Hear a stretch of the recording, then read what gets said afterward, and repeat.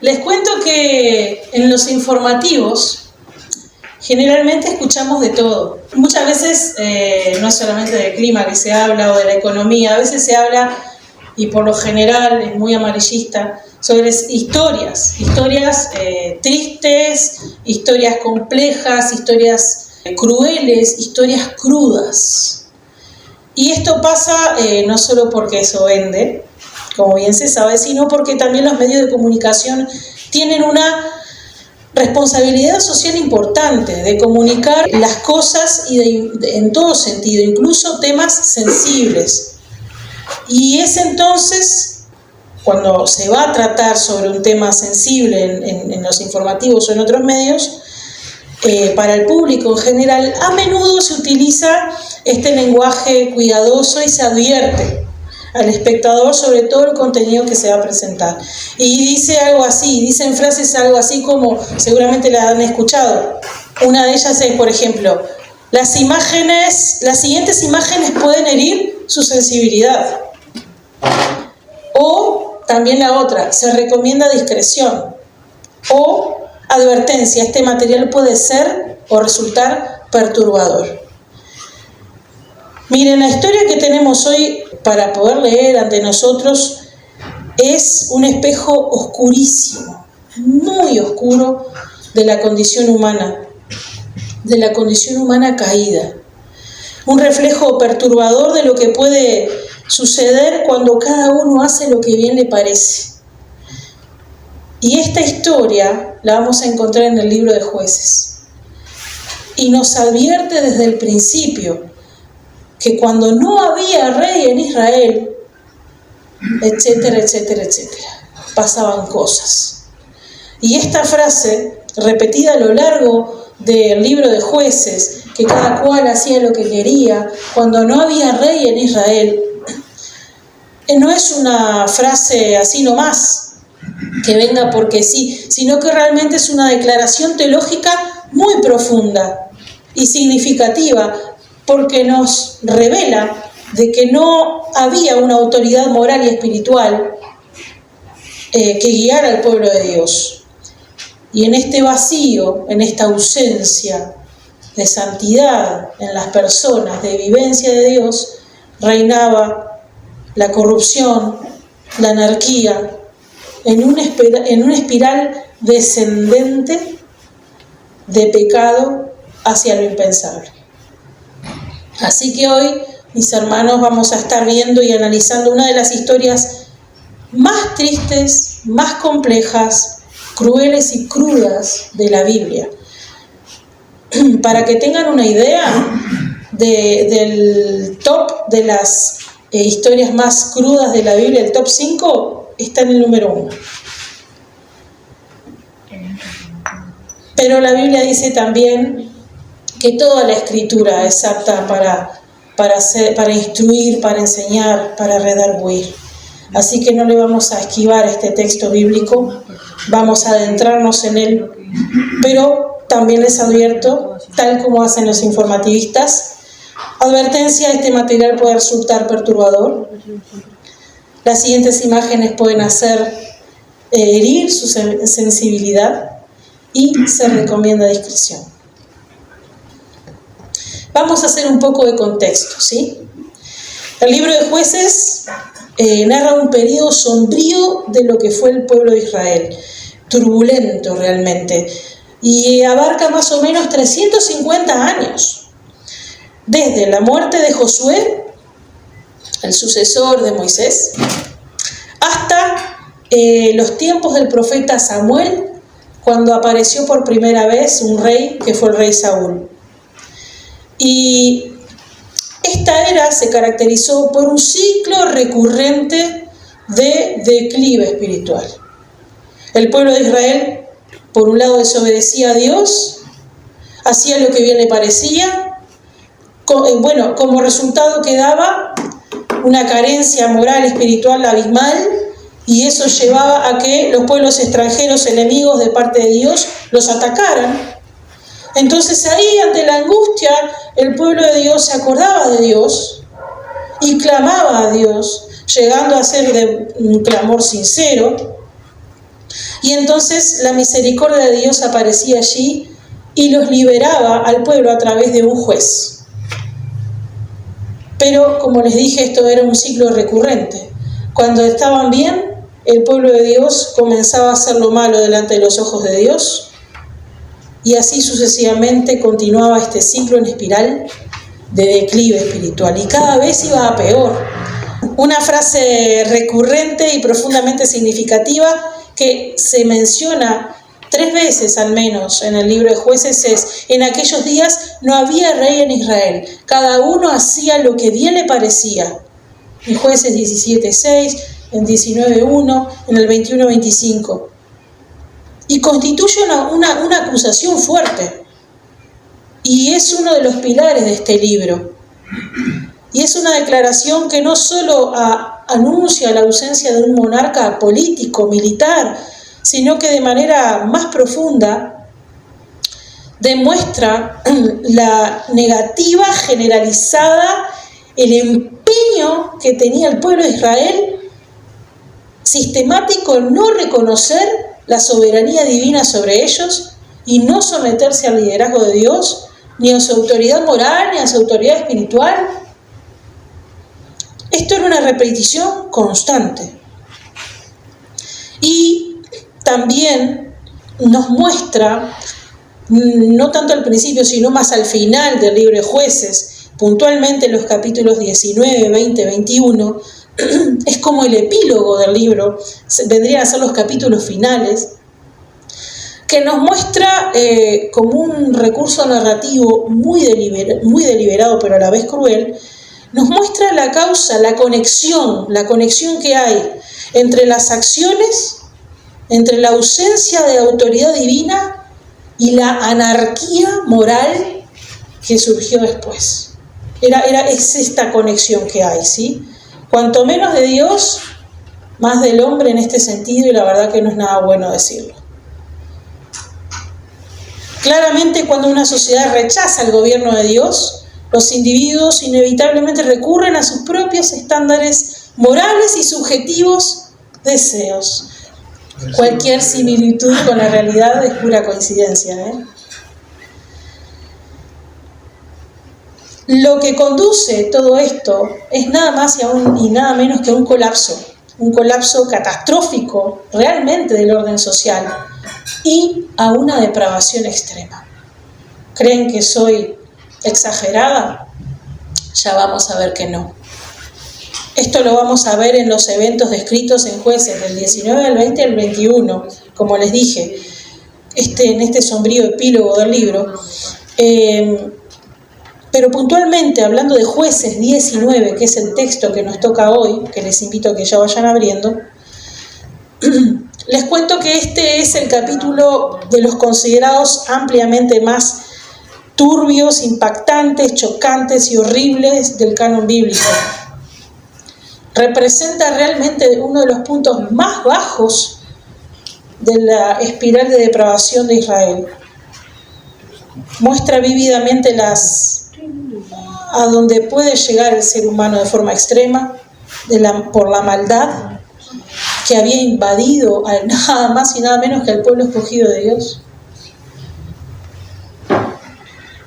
Y esta ilustración tan gráfica que vamos a ver ahora, esto no es gratis, sino que realmente posee un propósito didáctico, si se quiere, y teológico muy profundo, porque inevitablemente genera una reacción emocional en quienes lo leemos, un choque emocional y moral también. No se nos es indiferente la lectura. Esto nos muestra también la necesidad absoluta, no solamente de tener como seres humanos la prioridad de buscar de Dios, sino que realmente la necesitamos a como dé lugar. Entre otras cosas nos muestra esto.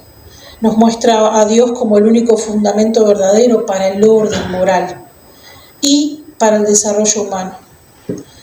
Realmente genera impacto y por todo sentido. Vamos a leer el texto entonces. El capítulo 19 de Jueces va a comenzar con la presentación de un levita, supuestamente un hombre de Dios, un miembro de la tribu sacerdotal de Israel, que residía en una zona remota de la región montañosa de Efraín.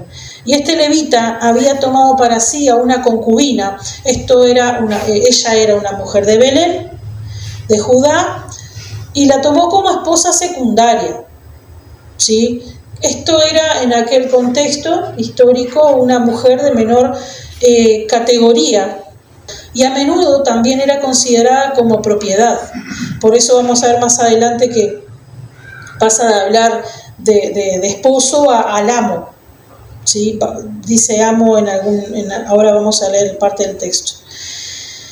Y esta concubina, por razones que el texto no especifica claramente, pero algunas interpretaciones sugieren que hubo infidelidad, pero yo me acerco más a esta otra acepción por la parte histórica que se ve en el contexto, que puede haber sido prostituida por el levita, ¿sí? que ejercía prostitución con ella como amo. Entonces la cuestión es que se había enojado con él y escapó y regresó a la casa de su padre en Belén. Y el texto en el verso 1 empieza así. Lo voy a leer en la versión Reina Valera actualizada 2015.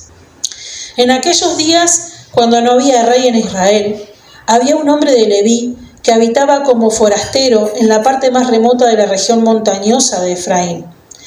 Este había tomado para sí como concubina a una mujer de Belén de Judá.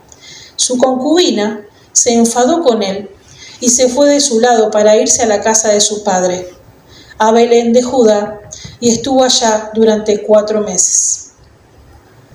Después de 4 meses de ausencia, el levita viajó a Belén con su criado y con 2 asnos, ¿sí?, para buscar a su concubina, porque también no era bueno para su estatus como hombre en aquel entonces que la concubina se le haya ido.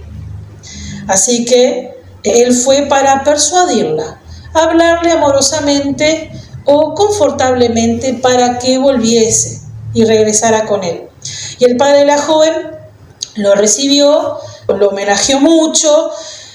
Se puede denotar allí también como una cierta lucha de poderes entre el padre y el esposo. El padre de la joven que lo recibió le ofreció una hospitalidad increíble, que era también propio de lo que se hacía en el pueblo de Dios. Y esto se extendió por 3 días y luego repetidamente le insistió a quedarse más tiempo para demorar su partida. Era como una especie de hospitalidad, pero de negociación atrás de eso para ver quién podía quedarse con la muchacha. El verso 3 dice: su marido se levantó y la siguió para hablarle amorosamente y hacerla volver. Llevó consigo a un criado suyo y un par de asnos. Ella lo hizo entrar en la casa de su padre, y al verlo el padre de la joven salió a recibirlo gozoso. Su suegro, el padre de la joven, le insistió y se quedó con él 3 días, comiendo y bebiendo y alojándose allí. Sucedió que al 4.º día, cuando se levantaron muy de mañana, el levita se dispuso a partir.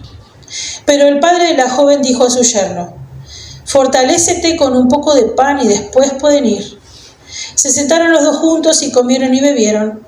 Entonces el padre de la joven dijo al hombre: quédate por favor a pasar la noche y alégrese tu corazón. El hombre se levantó para irse, pero su suegro le insistió y se quedó otra vez a pasar la noche allí. Al 5.º día se levantó muy de mañana para irse, y el padre de la joven le dijo: por favor, fortalécete y esperen hasta que decline el día. Y comieron los 2. Entonces se levantó el hombre para irse con su concubina y su criado, pero su suegro, el padre de la joven, le dijo: he aquí que el día se acaba y está anocheciendo. Por favor, pasen aquí la noche, porque el día ya ha declinado. Pasa aquí la noche, alégrese tu corazón. Otra vez, que se alegre tu corazón. Dale, vení, quédate. Mañana se levantarán temprano para su viaje y te irás a tu morada. Pero el hombre no quiso pasar la noche allí, sino que se levantó y partió.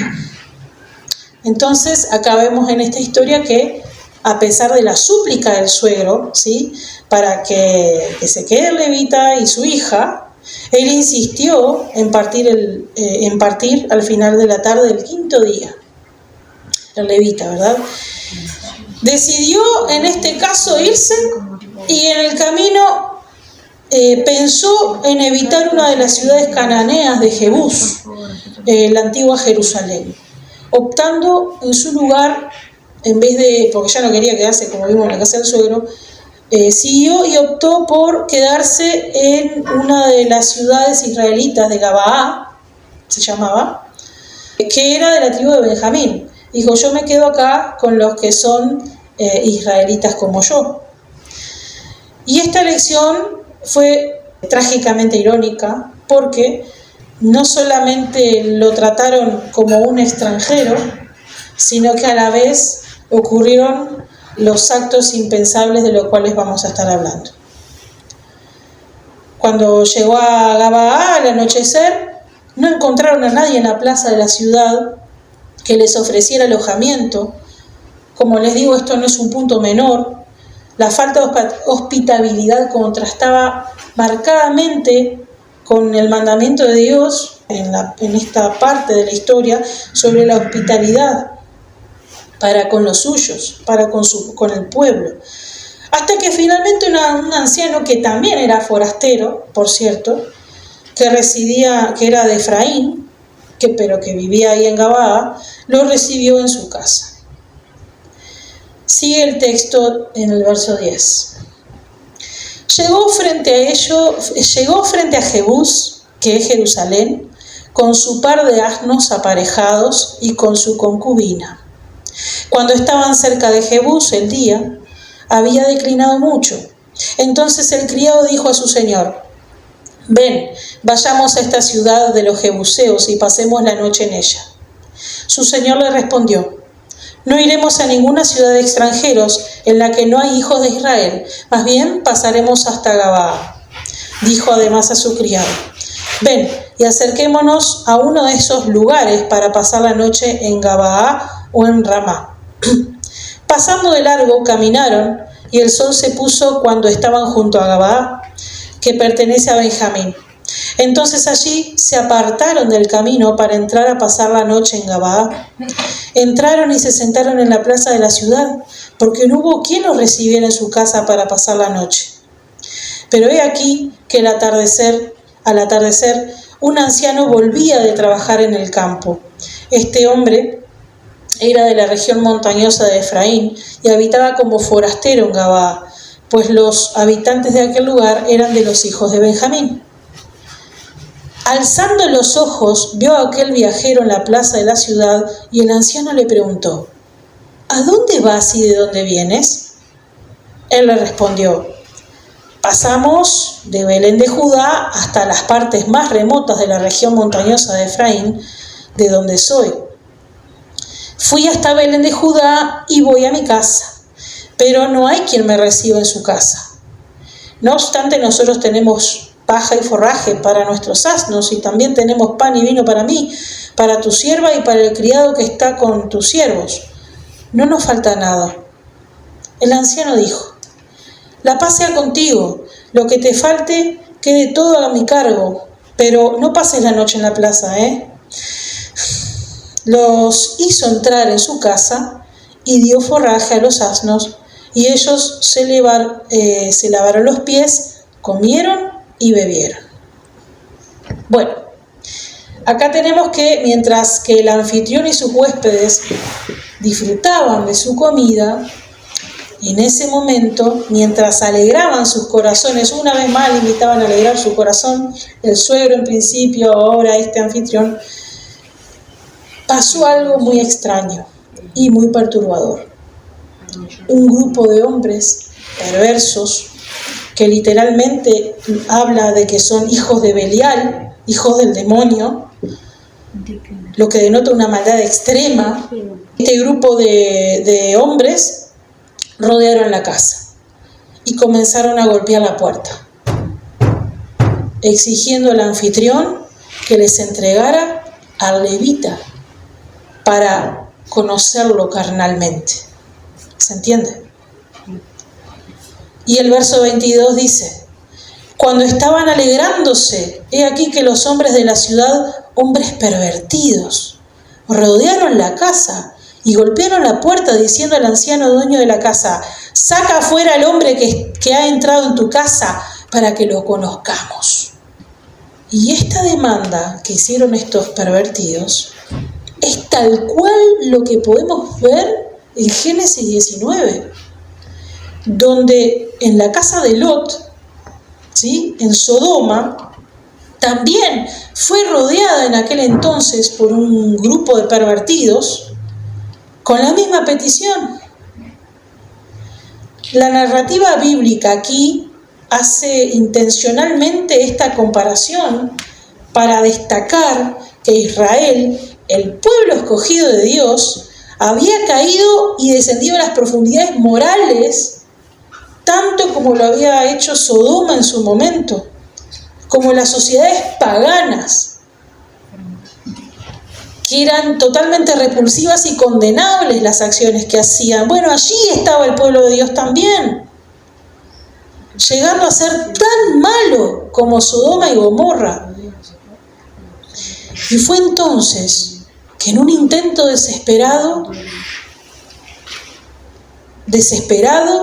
y reprobable, que el anciano del anfitrión, para proteger a su huésped y mantener esta figura sagrada, ¿no?, de lo que era la hospitalidad, muy mal entendido, por cierto, y distorsionado, ¿qué se le ocurrió hacer al anciano?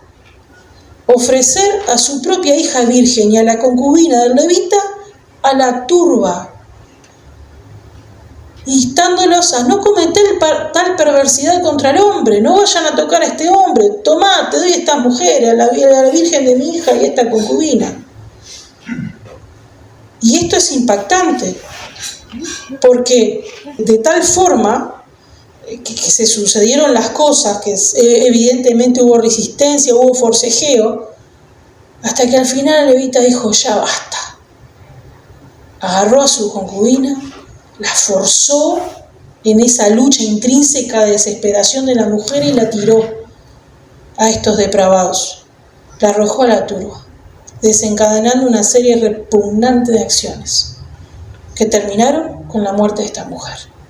Dice el texto en el verso 22: saca fuera al hombre que ha entrado en tu casa para que lo conozcamos. Aquel hombre, dueño de la casa, salió a ellos y les dijo: no, hermanos míos, por favor, no cometan esta maldad, porque este hombre ha entrado en mi casa. No cometan esta vileza. He aquí mi hija virgen y la concubina de él.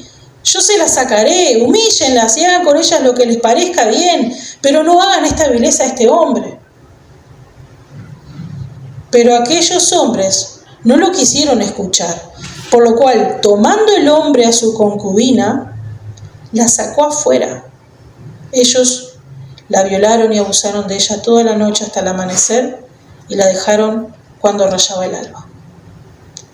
Cuando amanecía, la mujer vino y cayó delante de la puerta de la casa de aquel hombre donde estaba su señor, su amo, hasta que fue de día. Y levantándose de mañana, su señor abrió las puertas de la casa, porque se iba a ir tranquilo, ¿no? Y salió para seguir su camino. Y aquí la mujer, su concubina, estaba tendida delante de la puerta de la casa, con sus manos sobre el umbral. Él le dijo: levántate y vamos.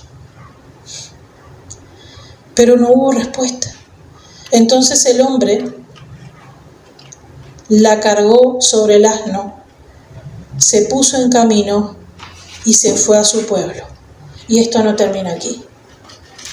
Cuando llegó a su casa, tomó un cuchillo y, sujetando firmemente a su concubina, la desmembró en 12 pedazos y los envió por todo el territorio de Israel. Y sucedió que todo el que veía decía: jamás se ha visto cosa semejante desde el día en que los hijos de Israel subieron de la tierra de Egipto hasta el día de hoy. Jamás. Considérenlo, deliberen y hablen. ¿Qué pasa con el hombre? ¿Qué pasa con el ser humano? ¿Por qué ocurrió todo esto? Les voy a contar algo. El hombre hizo muy mal y usó muy mal de su libre albedrío. ¿Conocen el caso de Jeffrey Epstein? Epstein llevaba en su jet privado a lo último de su vida, porque por cierto fue arrestado y después supuestamente murió, no sabemos bien todavía en qué condición, si se suicidó o lo mataron, pero él durante años, décadas, llevaba en su jet privado millonarios, celebridades, políticos, empresarios a una isla perdida del Caribe, donde allí esperaban a todos estos depredadores, jovencitas, teniendo en común una edad corta y a la vez su trasfondo. Eran vulnerables, no tenían voz, no tenían protección, de padres generalmente separados, con conflictos emocionales, etcétera, etcétera, que capaz que también alguna tuvo algún trauma anterior, entonces eran de condición vulnerable. Pero la cuestión es que no era solamente eso, sino que después se pudo deducir de que era una red de tráfico que ocurría en distintos países. Yo les estoy hablando de un caso actual. Esto pasó hace poco, toda la explosión que hubo del caso de Jeffrey Epstein. No sé si del año pasado mismo. Sin embargo, me tranquilizaría, si en cierto sentido, ¿no?, saber si este depredador era ya genéticamente considerado psicópata, sociópata o alguna de esas cosas, ¿no? Pero la cosa no fue así. Jeffrey Epstein nació en una familia tranquila, normal, judía, en 1900 no sé cuánto, y él tuvo una educación tranquila, el papá obrero, jardinero, la mamá educadora escolar. Aparentemente, por los testimonios que se recogen, no era una familia conflictiva, pero todo empezó a aparecer luces rojas cuando llegó a la secundaria o a la universidad, por ahí, porque él era muy brillante a nivel de matemáticas y de piano. Y bueno, cuestión de que cuando él empezó como profesor o a dar clases, aunque no era profesor de matemáticas y demás, ya le empezaron a gustar las nenas chicas, y como que se le acercaba a las alumnas, y esto fue denunciado por algunas personas, pero él era tan elocuente y fue persuadiendo a la gente que a uno incluso de los padres, una locura, ¿no?, lo conmovió de tal manera, porque lo vio tan brillante, que lo recomendó a dar clases en otro lugar más prestigioso, ¿sí?, donde era de élite el asunto. Y ahí el error no se le marcó, sino que se le premió. Y así pasó una y otra vez a lo largo de su vida. Cada error que se le iba descubriendo, como era tan brillante, no le reprobaban eso, sino que le aumentaban el sueldo, por así decirlo, porque incluso en una de las empresas los estafó, pero como fue brillante lo que hizo, lo ascendieron. Y así él aprendió, moralmente hablando, de que si haces las cosas con inteligencia y aunque estuviera mal, eso es premiado. Y él entonces trabajó con mucha gente millonaria, empezó a contar con muchísimo poder, empezó a hacer despliegue de sus deseos carnales y sus impulsos más deplorables, y así, con esa brillantez, la utilizó para hacer toda esta red de tráfico de jovencitas, para que los millonarios las exploten. ¿Y cómo empezó el asunto? Con una decisión. Empezó con una decisión, con otra mal tomada, con el libre albedrío mal utilizado, y así llegó a lo que conocemos como lo que es el caso de Jeffrey Epstein, que si no lo saben bien, pueden buscarlo en Google. Pero así fue, en resumidas cuentas, esta vida. una toma de malas decisiones y sin límites. Él hizo lo que quiso y cada cual hacía lo que quería. No tenía ninguna autoridad, ni moral ni espiritual en él, y por eso terminó haciendo las cosas que terminó haciendo. Dios creó a los seres humanos con libre albedrío, con la capacidad de elegir entre estar con Dios y hacer su voluntad, que es buena, agradable y perfecta para todo ser humano, o rechazarlo y hacer la voluntad de cada uno. Cada quien hace lo que quiere. Elegir entre el bien y el mal. Pero para que esta libertad sea real, existe la posibilidad de elegir entre lo que es bueno y lo que no es bueno. Dios no nos obliga en la toma de decisiones, porque si no seríamos autómatas, seríamos títeres de Él. Pero sí nos creó con la capacidad de elegir de una forma genuina el amar y el obedecer voluntariamente. La Biblia nos cuenta que la humanidad, representada por Adán y Eva, eligió desobedecer a Dios en el jardín del Edén. Y este acto de desobediencia, conocida como el pecado original, introdujo el mal y el sufrimiento en el mundo. Y saben, no se trata solo de infligir normas, no era eso. Fue el desprendimiento de la naturaleza de la humanidad dependiente de su creador. Se desprendió esa naturaleza.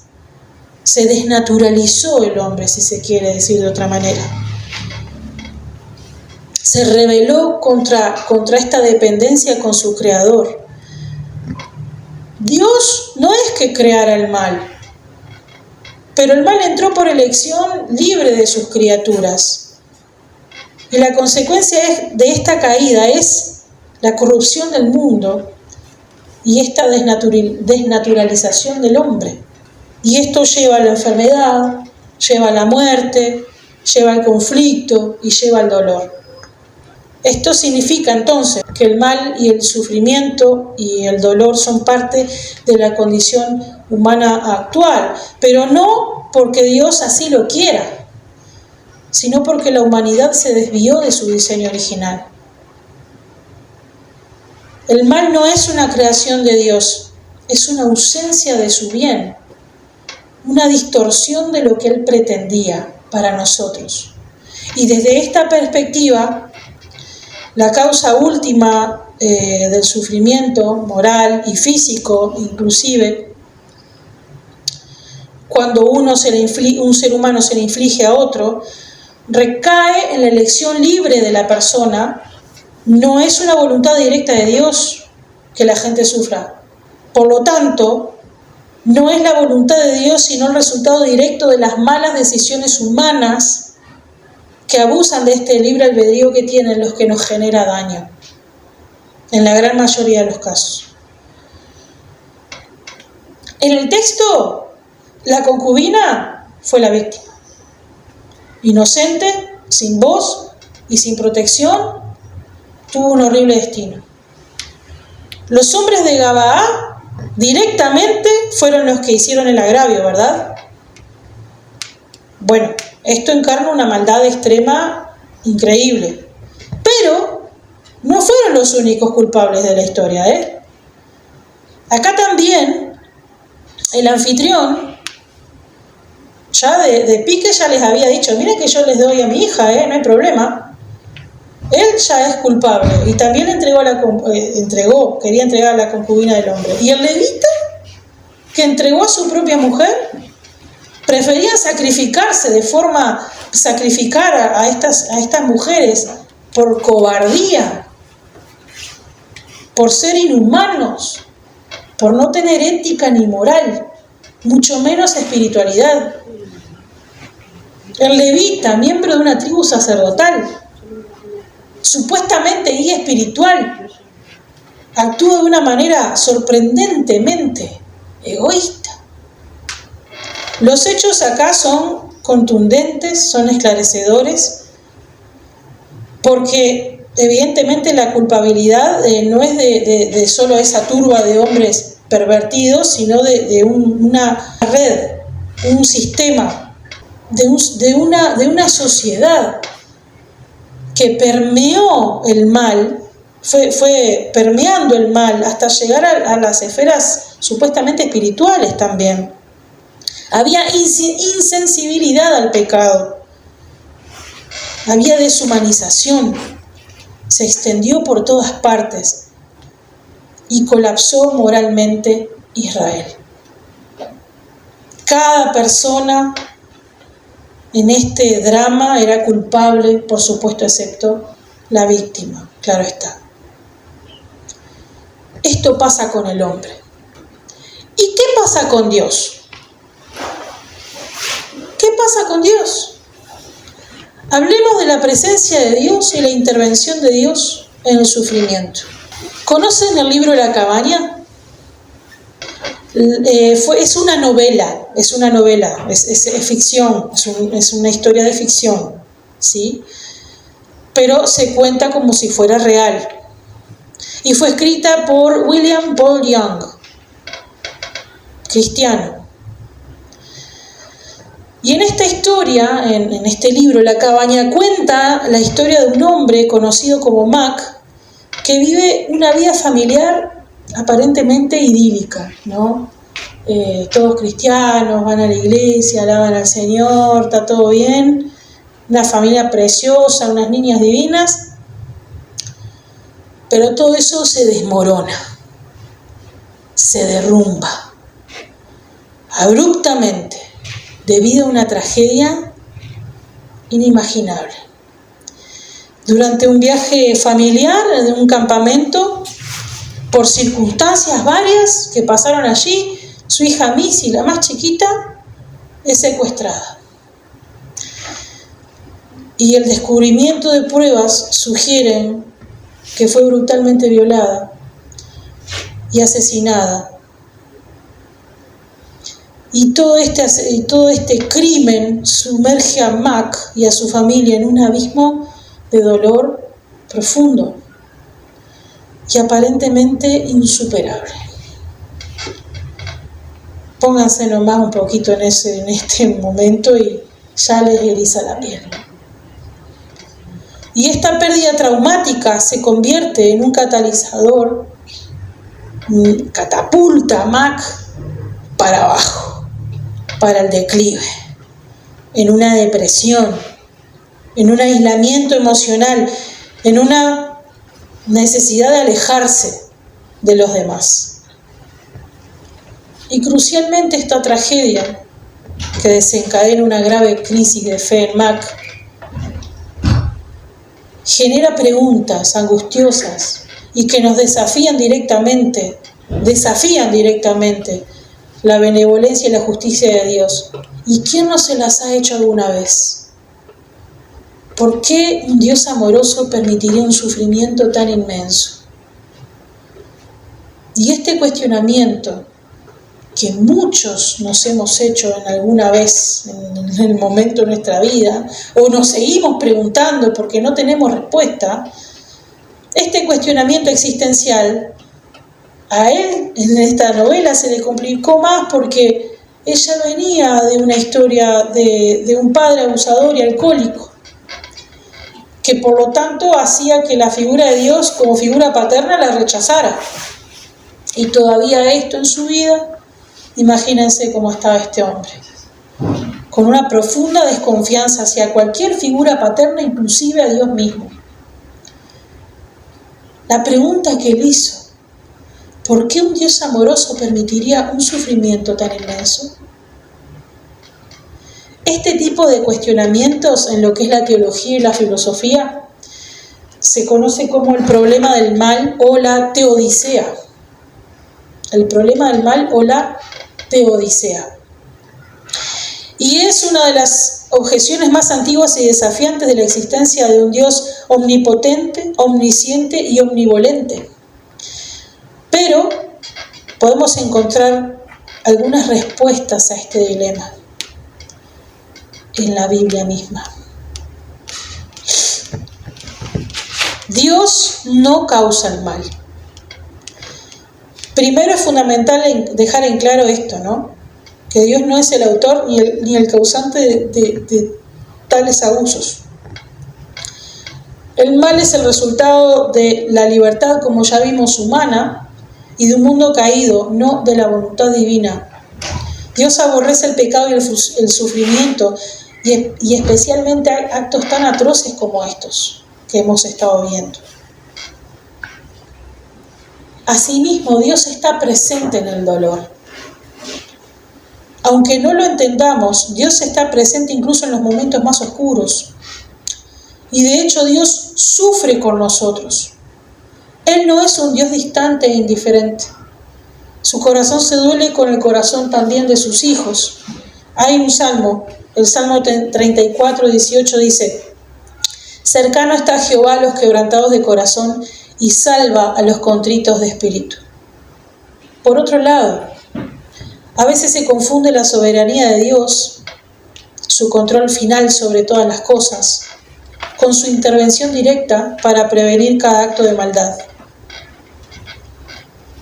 Aunque Dios es soberano, no siempre interviene de la manera que esperamos o deseamos. Su plan entiendo que es más grande y su perspectiva entiendo que es eterna, y cada acto que hace el ser humano tiene su responsabilidad moral. La soberanía de Dios no significa que Él cause o apruebe el mal, sino que Él tiene el poder de trabajar incluso a través de las circunstancias más difíciles en el ser humano para lograr propósitos finales, incluidos la justicia y la redención. Y otro punto que quisiera contarles es que aunque a veces parezca que los perpetradores no enfrentan las consecuencias de sus acciones, podemos estar seguros de que la justicia de Dios prevalecerá. Él ve todo, Él conoce la verdad de las cosas y al final toda injusticia será confrontada. Me anima Romanos 12, 19, cuando dice y nos recuerda que no se vengan ustedes mismos, amados míos, sino que dejen lugar a la ira de Dios. Porque escrito está: mía es la venganza, yo pagaré, dice el Señor. Ay, tatito, al que le pagare el Señor. Esto no significa que la víctima debe esperar pasivamente a eso, no, está la justicia retributiva aquí en la tierra también. Pero también podemos confiar en que Dios es el garante final de la justicia. Y a pesar de las circunstancias, la bondad de Dios es intrínseca en Él y no cambia. Su plan para la humanidad siempre ha sido el bienestar, la vida plena, la restauración. El abuso es una perversión total de lo que es su buena voluntad. Y pese a la destrucción voluntaria del hombre, porque se autodestruye, la bondad de Dios se manifiesta en su capacidad de transformar el dolor en esperanza. Dios puede sanar las heridas más profundas y traer luz donde solo había oscuridad. Y como si fuera poco, tenemos esperanza en el futuro. Hay una promesa, muchas, dentro de las cuales es que la vida eterna y la venida del reino de Dios están ahí, al alcance nuestro. La Biblia enseña que llegará un día en que todo sufrimiento, dolor y maldad serán erradicados. Dios, dice la Biblia en Apocalipsis 21:4, enjugará toda lágrima de sus ojos, y ya no habrá muerte, ni habrá llanto, ni clamor, ni dolor, porque las primeras cosas pasaron. Esta esperanza no nos exime, no nos quita el dolor presente, pero le da un contexto y una promesa de redención final.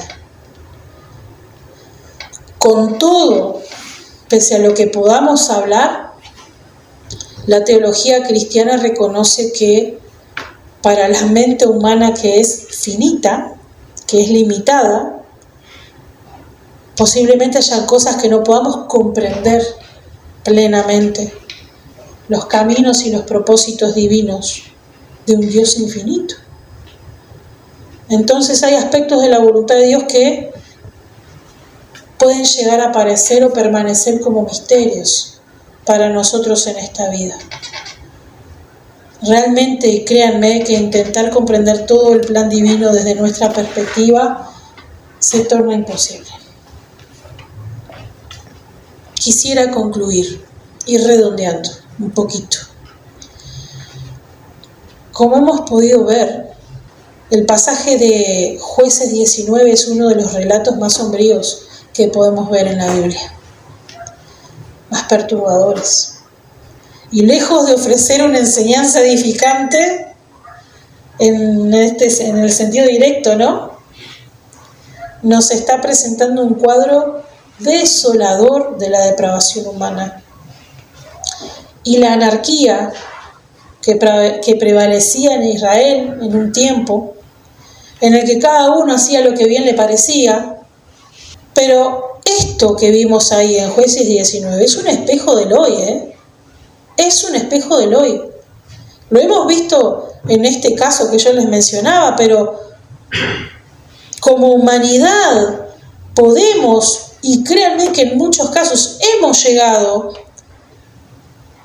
a apartarnos de los principios de Dios. Muchos han hecho eso y han llegado a este tipo de perversiones también. Esto es un espejo de a lo que la humanidad llega cuando no tenemos a Dios con nosotros, o rigiéndonos, gobernándonos. Jueces 19 sirve como una advertencia sombría, pero una advertencia al fin, del colapso social que ocurre cuando se rechaza la guía divina y cuando se abraza la moralidad subjetiva. Cuando todo está bien y cada cual hace lo que quiere y vos te ves como querés y haces lo que te hace feliz, ahí vamos, para ahí vamos. Es una declaración de la necesidad humana de un verdadero rey. Necesitamos un rey que gobierne de verdad, un gobernante divino para restaurar el orden moral, el orden espiritual, sanar el corazón humano, establecer una sociedad fundamentada en la bondad y en la justicia divina. Y en cuanto al por qué Dios permite el sufrimiento, no hay una respuesta simple. Sin embargo, lo que sí podemos decir es que Dios no causa el mal ni el sufrimiento que un ser humano le puede infligir a otro. Ese dolor es el resultado de la libertad que tenemos como libre albedrío, una libertad que lamentablemente muchos la usan mal, la usan para hacer daño, y aunque no entendamos por qué Él muchas veces no interviene en estos asuntos, siempre de la manera que quisiéramos, ¿no? Sí sabemos que Él sufre con nosotros, que Él aborrece el mal y que al final Él traerá justicia y restaurará todas las cosas. Él no es indiferente a ningún dolor, ni al tuyo ni al mío. Cercano está Jehová a los quebrantados de corazón y salva a los contritos de espíritu, como dice el Salmo 34. Recordemos que la historia de la humanidad no termina en dolor, Esto es ahora, es por un tiempo. Pero la Biblia apunta a un Dios que hace justicia y que va a restaurar todas las cosas en Cristo. Enjugará Dios toda lágrima de los ojos de ellos, y ya no habrá muerte, ni habrá más llanto, ni clamor, ni dolor. Dios mismo, en la persona de Jesús, experimentó el sufrimiento humano de la forma más profunda que cualquiera pudo haber pasado. De hecho, hablamos con Miguel, que capaz que nos quedamos cortos si vemos la pasión de Cristo. Y es cruda esas imágenes, cuando el Señor Jesús le arrancaban la piel prácticamente de golpes y de todo lo que le quitaban, los despellejaban literalmente, de las vejaciones también, de los insultos, humillaciones, de que así todo él tenía que cargar una cruz pesadísima que no podía, arrastrándose, era una tortura, era un cumplido a la tortura era. Y no solamente a nivel físico, a nivel emocional, a nivel espiritual. Él cargó con todo eso. Él sabe lo que es sufrir, porque él lo vivió en carne propia. Pero Cristo le da un significado y una perspectiva diferente a este asunto. Porque él en la cruz no solo la vence a la muerte, vence a la maldad, sino que allí también ofrece esperanza de redención y vida eterna. El versículo final de Jueces 19 dice: jamás se ha hecho ni visto cosa semejante. Considérenlo, deliberen y hablen. Esto es un llamado a la acción y a la reflexión. No es un comentario al azar, es una invitación divina a la introspección, a verse a sí mismos, cada uno. Porque la historia de Levita y su concubina no es un relato, como les dije, de hace 1000 años. Sí, es un relato de hace 1000 años, pero en realidad la advertencia es resonante y firme en cada generación de la historia, incluida la nuestra. Entonces, queridos,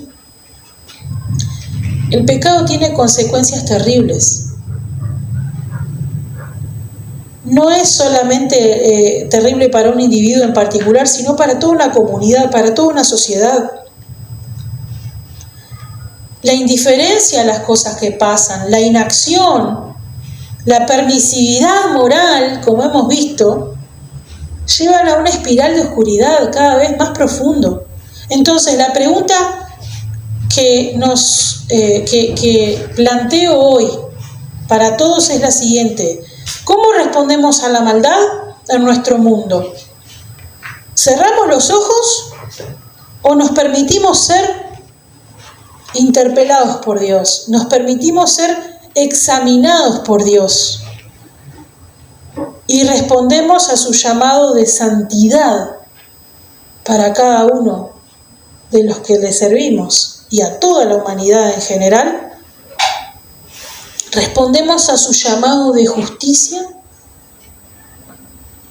Dios nos llama a examinar constantemente nuestros corazones.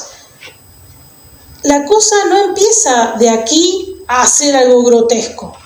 La cosa empieza de a poquito.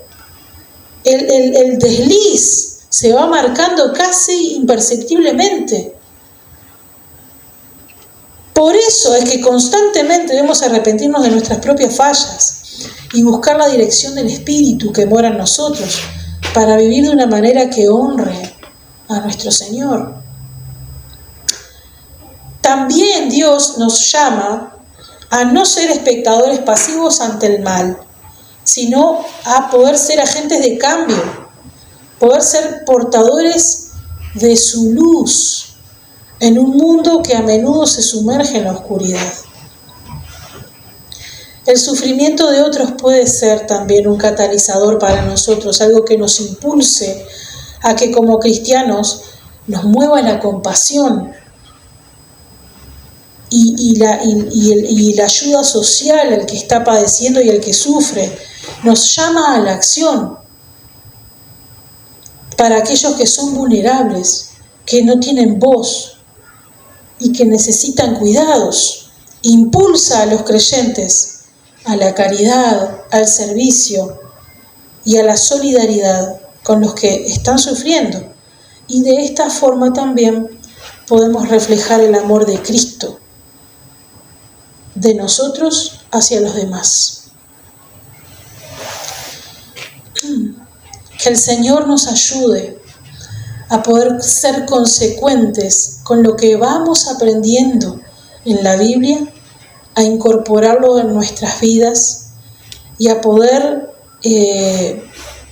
recurrir a Dios independientemente de las circunstancias que atravesemos, para fortalecernos en Él, para tratar de saciar las interrogantes que nos surjan, pero siempre con Él, siempre de su mano, siempre a su lado, nunca lejos de Él. Porque lejos de Él hace frío, la oscuridad es oscura y las cosas cada vez van de mal en peor. Así que les animo, mis hermanos, a considerar estas cosas, ya que esta historia que hemos visto, este relato, no haya sido en vano, sino que realmente impacte en nuestras emociones, pero también en nuestro intelecto y en nuestra moral, para aplicar la Biblia a nuestras vidas, aplicar la santidad y la justicia a nuestras vidas. Señor, te doy gracias por este tiempo de poder encontrar en tu palabra no solo pasajes de estos lindos que nos dan ánimo y que está todo bonito, sino también de estos que son complejos para poder hablarlos, pero que son necesarios, Señor, que son necesarios, porque nos muestra lo que es la verdad, lo que es la realidad, de cuando no dejamos que tú nos gobiernes. Nos vamos deslizando de a poco hasta llegar a lo impensable, Señor. Capaz que algunos se detienen antes, pero de todas maneras, el pecado es muerte. Y esto se nota, no solamente en los individuos en lo particular, sino que es un cáncer para toda una comunidad y una sociedad. Ayúdanos, Señor, a hacer luz en medio de todo esto, a que nosotros mismos nos examinemos constantemente, podamos ser redarguidos por ti. Ayúdanos a poder vivir en santidad, abrazar y apelar la justicia también, y a poder vivir de forma compasiva, sabiendo de que si nuestro prójimo requiere de ayuda, en la medida que podamos hacerlo, podamos ser compasivos con él. Señor, dejamos todo este tiempo en tus manos, todo lo que hemos visto hoy, en el nombre de Jesús. Amén.